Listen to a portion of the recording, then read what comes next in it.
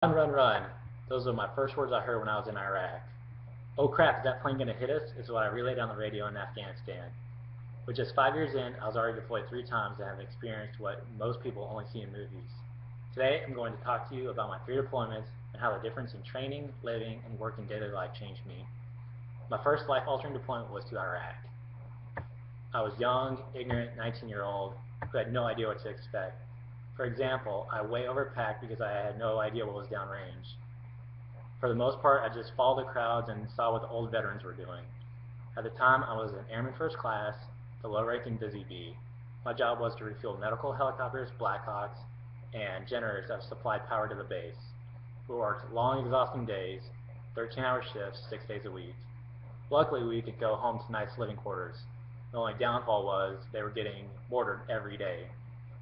One defining moment was we had an airburst mortar attack hit our living quarters while we were there. The shrapnel actually penetrated through the walls. Luckily, no one I knew got hurt. When my time came to an end, I had returned to home base. As a result of the constant attacks, I developed post-traumatic stress disorder. I transformed from a young, oblivious boy to an adult trying to survive each day until it was time to go again. When I was 21, I was tasked for my second deployment. This time, I was headed to Afghanistan. This time, I was a senior airman who was ready for what to come. I kind of knew what the mission was going to be, and I was more prepared to what to pack. My job in Afghanistan was to refuel fighter and special op aircraft that were bombing the local mountainside. We lived in bee huts that were pretty much plywood houses with no insulation. The most haunting event in Afghanistan was a Navy P-3 plane almost hit me. I was crossing the active runway at the same time a Navy P-3 plane was trying to land. Air traffic control had given us both permission to cross and land, and luckily the P-3 plane pulled up and I made it safely to the other side, but air traffic control got in serious trouble for letting us both cross. During this deployment and afterwards, I became conscientious of the future. I started to save money, particularly for my dream car, and it was time to live life while I could. 2 years later, I got my third tasking, to Kuwait this time.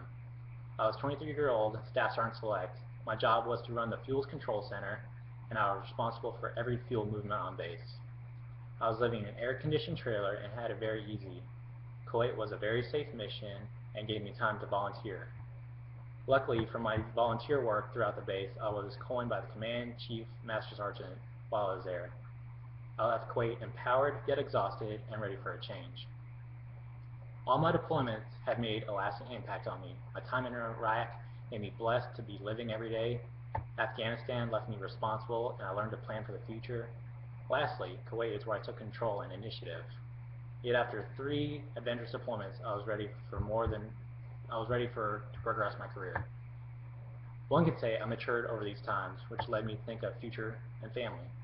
For that reason, I transitioned into the medical career field, and that had stable hours and few deployments. My experiences at such an early age have undeniably made me the person I am today.